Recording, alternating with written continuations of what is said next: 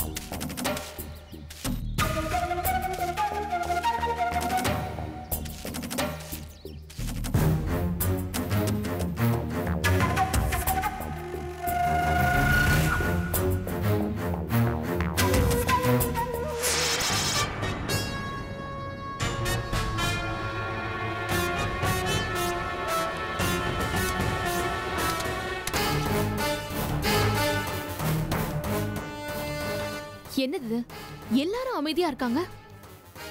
ஒருவேளை அவங்க எதுவும் சொல்லாம இருந்திருப்பாங்களோ? யாரு அதுங்களா? அதுவும் அந்த வாயாடி ஆனந்தி சொல்லாம இறந்திருப்பா.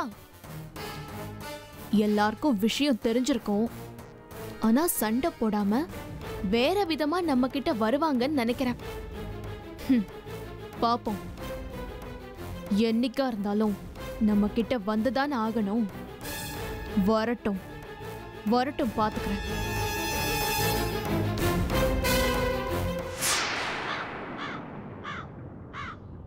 லக்ஷ்மி, லக்ஷ்மி வரேங்க. என்னங்க விஷயம் கேள்விப்பட்டியா? என்ன? வீரமணியோட கடைசி பையன் இருக்கான்ல, என்ன முழிக்கிற? அதான் வீரமணி கூட நெட்டைய ஒரு பையன் எப்போது சுத்திட்டு இருப்பானே, பறந்தாம. அவனுக்கு ரொம்ப நாளா பொண்ணு தேடிட்டு இருந்தாங்களாம். உள்ளூர்ல யாரும் பொண்ணு தர மாட்டாங்கன்னு அவரே நிறைய தடவை என்கிட்ட வருத்தப்பட்டு இருக்காரு. இப்போ அந்த பையனுக்கு சண்முகம் கட்டிருக்காரு வளர்மதி. அவனோட மாமா பொண்ணு ஊர்ல இருக்குதா, அந்த பொண்ணை சம்மந்தம் பேச போறாங்களா. யாரு? இந்த சுரேஷோட தங்கச்சியவா? அவனே ஒரு வெட்டி பையன், அவனோட தங்கச்சிய போய். அந்த பொண்ணு ரொம்ப நல்ல பொண்ணா, நல்லா படிச்சிருக்கு போல. ஆனா இந்த கல்யாணத்துக்கு எப்படி ஒதுக்கிட்டாங்கன்னு தெரியல. அந்த பையன் வேற சரியா படிக்கல. அதோட வீரமணி குடும்பத்துக்கு நல்ல பேரும் இல்ல. இப்படி இருக்கும்போது எப்படி இந்த கல்யாணம் நடக்க போகுதுன்னு தெரியல லட்சுமி. அதான் காசு கொட்டி கிடக்குதுல, அது பத்தாதா? என்ன சொல்ற சின்ன பொண்ணு நீ? காசு இருந்தா போதுமா? ஆமா, இந்த காலத்துல சில பொண்ணுங்க வர்ற புருஷன் எப்படி இருந்தாலும் பரவாயில்ல, காசுதான் முக்கியம்னு கழுத்தை நீட்டிடுங்க. சின்ன சின்ன பொண்ணுங்க கல்யாணத்துக்கு முன்னாடி அப்படி இப்படின்னு இருந்துட்டு அதுங்க ஒரு சோப்பலாங்க பார்த்து கல்யாணத்தை பண்ணிட்டு செட்டில் ஆயிருதுங்க. நான் பேரசில இருந்தப்போ. எங்க இந்த பூக்கடையா? ஆட நீ ஒண்ணு இந்த சென்னை தாண்டி யோசிக்க மாட்டியா? நான் சொல்றது பிரான்ஸ்ல இருக்கிற பாரிஸ். ஓ, அங்க அங்க நான் வேலை பார்த்தேன்ல. சொல்லிருக்க சொல்லி. அங்க இப்படித்தான். அங்க எல்லா பொண்ணுங்களும் ரொம்ப மாடனா இருக்கும். அந்த ஊருக்கு வர நம்ம ஊரு பொண்ணுங்க அதுகளை பார்த்து அப்படியே காப்பி அடிச்சிருதுங்க.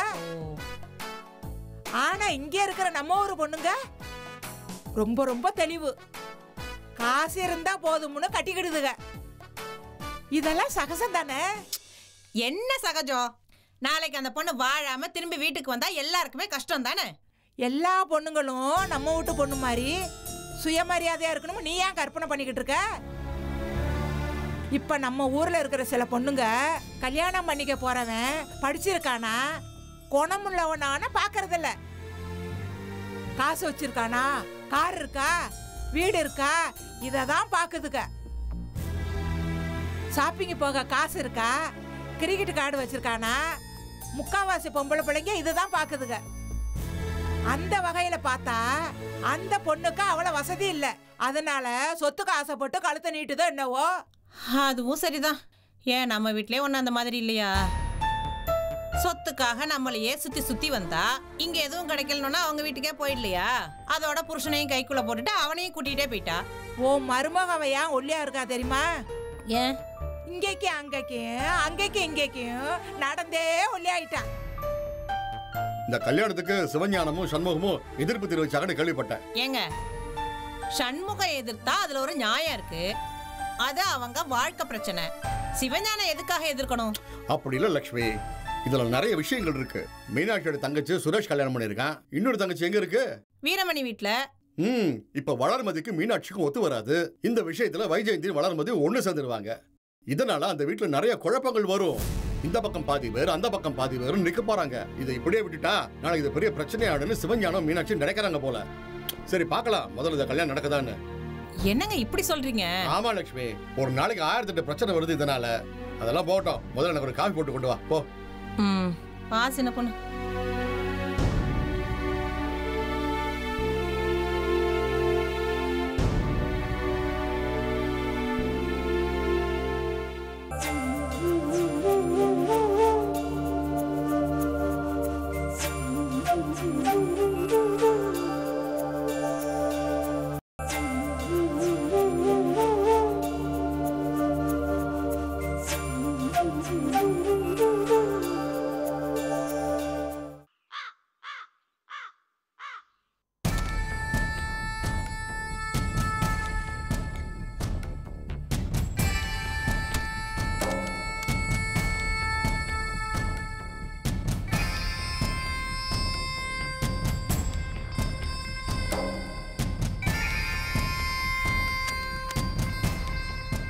எங்க போயிருந்தீங்க சரவணன்? இங்கதான் பக்கத்துல கடை வரைக்கும். ஃபோன் பண்ண நாட் ரீச்சபிள்னு வந்துச்சு. சிக்னல் இருந்திருக்காது அதான். ஓ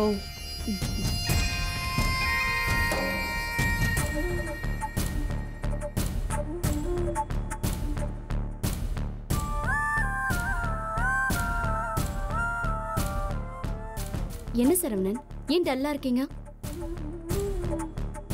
ஒரு விஷயம் சொல்றேன், கொஞ்சம் பொறுமையா கேளேன். என்ன? இல்ல வைஜெயந்தி வந்து பேசிட்டு போனாங்கல்ல. ஆமா. அவங்க பேசின விஷயம்லாம் அப்ப அந்த சமயத்துக்கு உன் மனசுக்கு சரின்னு பட்டிருக்கலாம். அதை கேட்டு நீ பாட்டுக்கு கைராசி வீட்டுக்கு வரேன்னு சொல்லிட்ட. அவங்க பாட்டுக்கு விருந்துன்னு சொல்றாங்க. இப்ப கூட நான் வீட்டுக்குள்ள வரும்போது அவங்க எனக்கு ஃபோன் பண்ணியிருந்தாங்க. கட்டாயமா நீங்க வந்துடணும், தடபுடலாம் ஏற்பாடு பண்றோன்னு பேசுறாங்க. ஆனா நாம அங்க விருந்துக்கு போறது அவ்வளோ சரியா இருக்காதுமா. ஏன் சரியா இருக்காது? நட்டாஷா, அந்த ஆனந்தி நம்ம சும்மா இருந்தாலும் வழிய தேடி வந்து இங்க பிரச்சனை பண்ணிட்டு போறா. அப்படி இருக்கும்போது இப்ப நம்ம அங்க விருந்துக்கு போனா சும்மா இருப்பாளா? தேவையில்லாம ஏதாவது பேசுவா, கேவலமா நடந்துக்குவா. உனக்கு டென்ஷன் ஆகும். அத மாத்தணுங்கிறதுக்காக தான் நான் கைராசி வீட்டுக்கு வரேன்னு சொன்னேன்.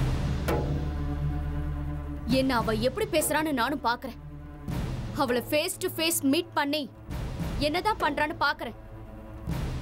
ரெண்டாவது, அந்த வீட்டுக்கு நான் மருமக. அந்த உரிமை எனக்கு முழுசா கிடைக்கணும்னா நாங்க போறது தானே சரி. அதுக்கு தானே வைஜெயந்தி இங்க வந்து பேசினாங்க. அந்த பாயிண்ட நான் வேல்யூ பண்றேன். எனக்கு என்னவோ அவங்க சொல்றதுதான் சரின்னு படுது. சோ நாம 2 பேரும் போறோம். அப்படி இல்ல நட்டாஷா. அப்படி இல்லனா வேற எப்படி? சொல்லுங்க, நீங்க என்ன நினைக்கிறீங்க அத சொல்லுங்க. நட்டாஷா, உங்களுக்கு அசிங்கமா இருக்கோ? ஐயோ இல்ல. அவமானமா தோணுதோ? ஆல்ரெடி ஒருத்திய கல்யாணம் பண்ணி அந்த வீட்ல ஒரு குழந்தைய வச்சுக்கிட்டு இப்ப அதே வீட்டுக்கு இன்னொருத்திய கூட்டிட்டு போனோம்னா வெக்கமா இருக்கா? உங்க அண்ணனுங்களா என்ன நினைப்பாங்கன்னு யோசனையா இருக்கா? சொல்லுங்க சொல்லுங்க. அப்படியெல்லாம் இல்ல நட்டாச்சா. நான் சொல்றத கொஞ்சம் பொறுமையா கேளு. ஏன் அவங்க நமக்கு விருந்து வைக்கணும்னா ஒரு ஹோட்டல்ல கூப்பிட்டு வைக்கலாம்ல. எதுக்கு ஹோட்டல்ல கூப்பிட்டு விருந்து வைக்கணும்? அவங்க என்ன நம்மள சாப்பிடறதுக்காகவா கூப்பிடுறாங்க? அவங்க தான் தெளிவா சொல்லிட்டு போனாங்கல்ல. அங்க நாம 2 பேரும் ஒன்னா போனாதான் எனக்கு அந்த வீட்டோட மருமகங்கிற ரெகக்னைசேஷன் கிடைக்கும்னு சொன்னாங்களா இல்லையா? இதெல்லாம் உங்களுக்கு தெரியும்ல? தெரியும் நட்டாச்சா. ஆனா மத்தவங்க மாதிரி சாதாரணமா போறதுக்கு புருஷன் கொண்டாடி கிடையாது. ஆனா ஆனா ஆனா என்ன? ஆனா என்ன? ஐயோ இல்லம்மா. சாதாரண புருஷன் பொண்டாட்டி இல்லனா அப்புறம் வேற என்ன சொல்லுங்க? ஓஹோ, நாம 2 பேரும் சொசைட்டிக்கு தெரியாத புருஷன் பொண்டாட்டி இல்ல? இல்ல நட்டாஷா, நான் அப்படி ஏதோ உங்க கூட ஒரே வீட்ல ஒண்ணா வாழ்ந்துகிட்டு இருக்கேன். முறையே இல்லாம அந்த லிவிங் ரிலேஷன்ஷிப் மாதிரி அசிங்கமா கேவலமா இல்ல இல்ல நட்டாஷா. இல்லனா அப்புறம் வேற என்ன? இல்லனா வேற என்ன சொல்லணும்? நட்டாஷா நான் சொல்றத கொஞ்சம் நான் சொல்லவா உங்க மனசுல இருக்கிறத? இவ கூட கடைசி வரைக்கும் இப்படியே ரகசியமா யாருக்கும் தெரியாம வாழ்ந்துட்டு போயிடலாம். வெளியே நமக்கு தெரிஞ்ச யாருக்கும் இவளை பத்தி தெரியக்கூடாது. அவங்கள பொறுத்த வரைக்கும் ஆனந்தி பொண்டாட்டியா இருக்கும். ஊரை பொறுத்த வரைக்கும் நான் உத்தமன்னு எல்லாரும் நினைக்கணும். இதுதானே உன் மனசுல இருக்கிறது? ஐயோ இல்ல நட்டாஷா. ஆமா அப்படிதான். நீ உன் விஷயத்துல ரொம்ப தெளிவா இருக்க. சூப்பர். இங்க யாருக்கும் என்னை பத்தி தெரிஞ்சிட கூடாது. அப்புறம் வெளியூர் எங்கேயாவது போனா அங்க வந்து ஏன் புருஷனா வாழணும்னு அதுலயும் விருப்பம் கிடையாது. கடைசி வரைக்கும் நானும் நீங்களும் இந்த 4 செவத்துக்குள்ளே ரகசியமா வாழ்ந்துட்டு போயிடணும். இதுல ரொம்ப தெளிவா இருக்கீங்க. இதுதான் உங்க அடி மனசுல இருக்கிற எண்ணம். அது நடத்த என்னென்ன தேவையோ அத கரெக்டா செய்றீங்க. என்ன ஏமாத்துறீங்க, நல்லா ஏமாத்துறீங்க. நட்டாஷா இல்ல நட்டாஷா. ஏய் அப்படிதான் நீங்க என்ன ஏமாத்துறீங்க. You are cheat. நட்டாஷா நான் சொல்றது கேளு. இல்ல நட்டாஷா அப்படிலாம் இல்ல. Natasha Natasha I hate you. நான் சொல்றது கேளுமா. போ இங்க இருந்து போடு. Please Natasha. நட்டாஷா போ சொல்றது புரியுது. நட்டாஷா நட்டாஷா போ.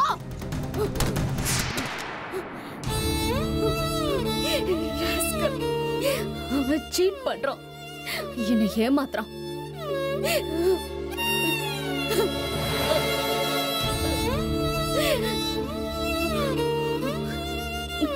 என்னை ஏமாத்துறான்.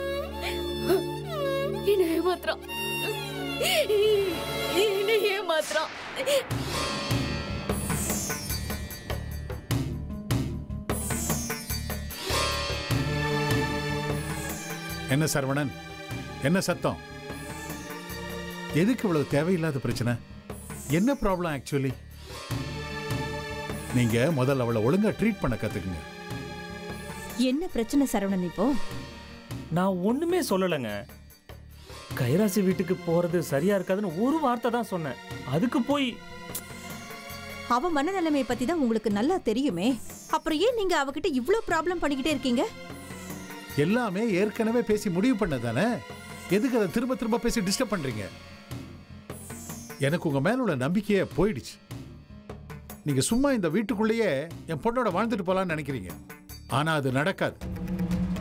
உங்களுக்கு டைவர்ஸ் ஆனதுக்கு அப்புறம் என் பொண்ணு தான் உங்க லீகல் ஒய்ஃப்.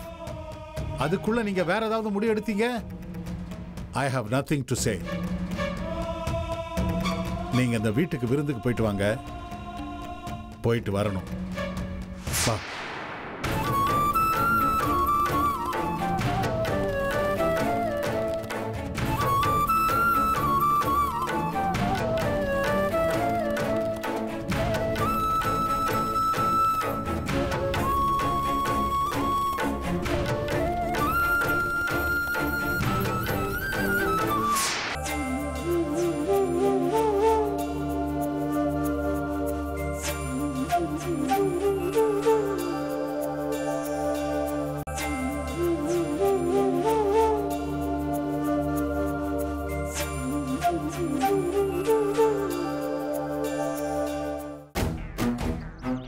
என்னங்க அவசரப்பட்டு வெளியே வந்தா அப்புறம் நம்ம எங்க போய் நிக்கிறது?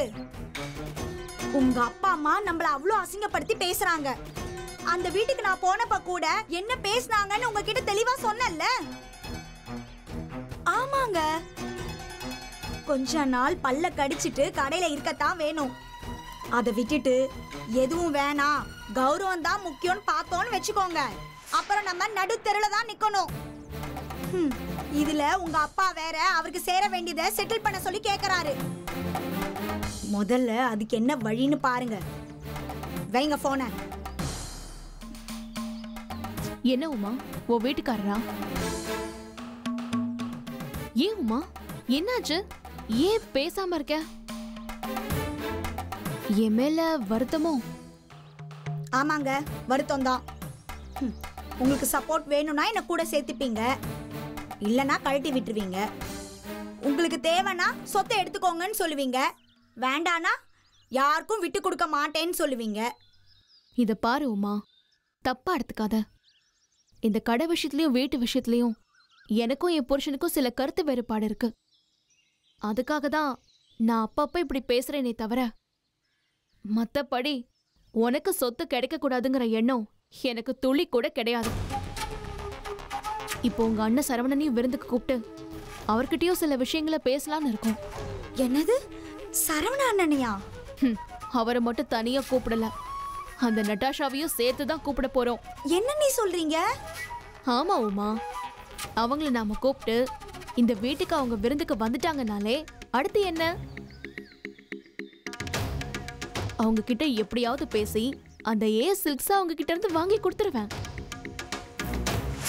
எனக்கு இதுல என்ன பெரிய நோக்கம் இருக்கு சொல்லு? எனக்கு இந்த சொத்து விஷயத்துல இவங்க நடந்துக்கிறது கொஞ்சம் கூட விருப்பம் இல்ல. நீயே சொல்லு உமா, இப்ப கடையை இவ புருஷனுக்கு கொடுத்து அடுத்த வீட்டை ஏன் புருஷனுக்கு கொடுக்கறதான நியாயம்? வேணும்னே இந்த வீட்டை அந்த ஆனந்திக்கு பிரிச்சு கொடுத்துருக்காங்க. இப்ப பாரு, நாம எல்லாரும் அவ வீட்டுல உட்கார்ந்துருக்கிற மாதிரிலாம் இருக்கு. இப்ப என்ன மொத்தமா பிரிச்சா கொடுத்துட்டாங்க, சும்மா சொல்லி தானே வச்சிருக்காங்க.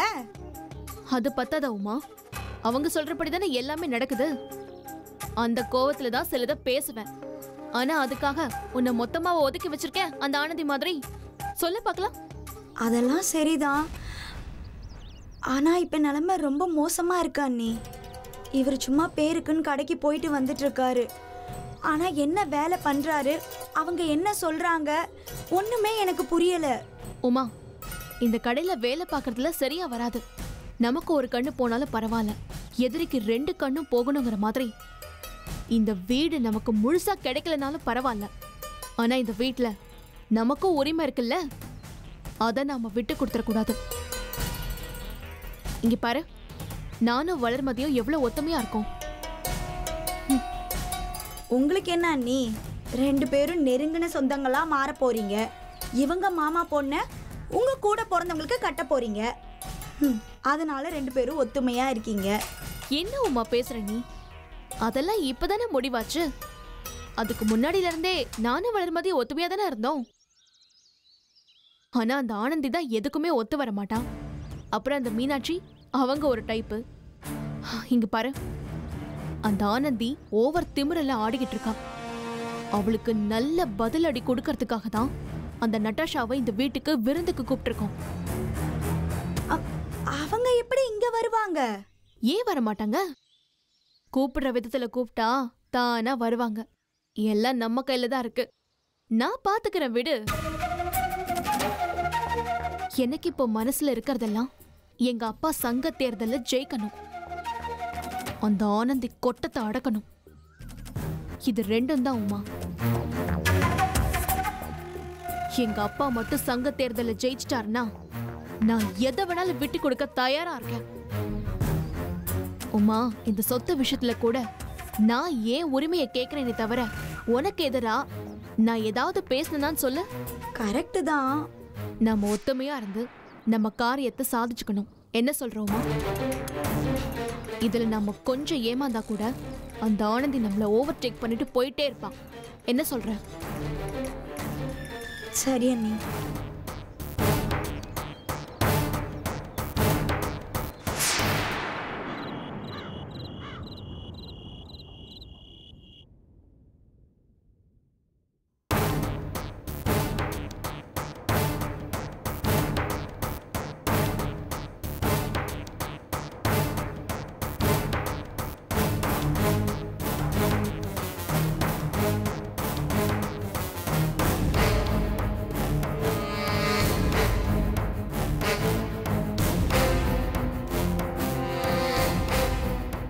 ஏய், என்ன பாக்குற? என்ன உங்க மேல அப்படி ஒரு பெரிய ஐயோ, ஏங்க, உங்களுக்குன்னு ஒரு ரூம் இருக்குல்ல, அங்க போய் இருக்க வேண்டியதானே? யா இந்த இடம் என்ன உனக்கு நீ எழுதி வச்சிருதா? ஏன் நான் இங்கெல்லாம் உட்காரக்கூடாதா? இல்ல, இந்த வீட்ல எங்கேயாவது நிம்மதியா உட்காந்து பேச முடியுதா? எப்ப பாரு ஆளுங்க வந்து உட்காந்துக்கிட்டு. சரியா சொன்ன வைஜெயந்தி. என்னமோ இவங்களுக்குனே எழுதி பட்டா போட்ட மாதிரி வந்துட்டா புள்ளச்சி ஜிங்சாக் போடுறதுக்குன்னு. ஏய் தெரியாம தான் கேக்குறேன், ஏன் அவளுக்குன்னு எழுதி பட்டா போட்டு இருக்குதா? ஏண்டி என்ன கேக்குறீங்களே? உனக்கும் தான் ஒரு ரூம் இருக்குது, அவளுக்கும் தான் ஒரு ரூம் இருக்குது. உங்க ரூம்ல போய் பேசுங்க, இல்ல வெளில போய் திண்ணையில உட்காந்து பேசுங்க. ஏன் இங்க உட்காந்து பேசினா தான் பேசுன மாதிரியா? நாங்க முக்கியமான ஒரு விஷயம் பேசணும், நீங்க உங்க ரூமுக்கு போங்க. ஆமாமா, நாட்டு நடப்புகளை பத்தி எல்லாம் பேசி சீர் செய்ய போறாளுங்க. ஏய் உங்களுக்கு பேசணும்னு இருந்தா நீங்க போங்கடி, என்ன போ சொல்ற வேலை எல்லாம் வச்சுக்காதீங்க. நீ வா வளரு, நம்ம வெளியே போய் பேசலாம். பா பா. பார்த்தல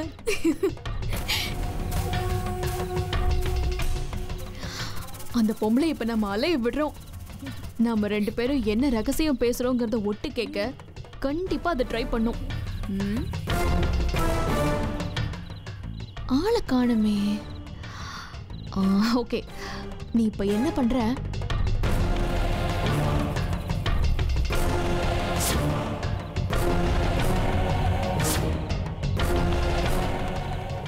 ஏய், அந்த பொம்பளை எட்டி பார்த்துட்டு இருக்கு, வா நாம இப்ப போலாம்.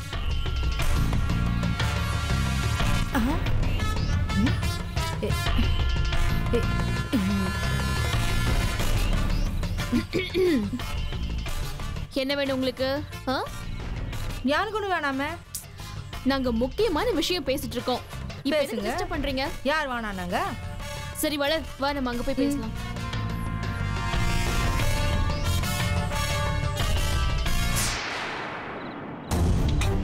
வா வா.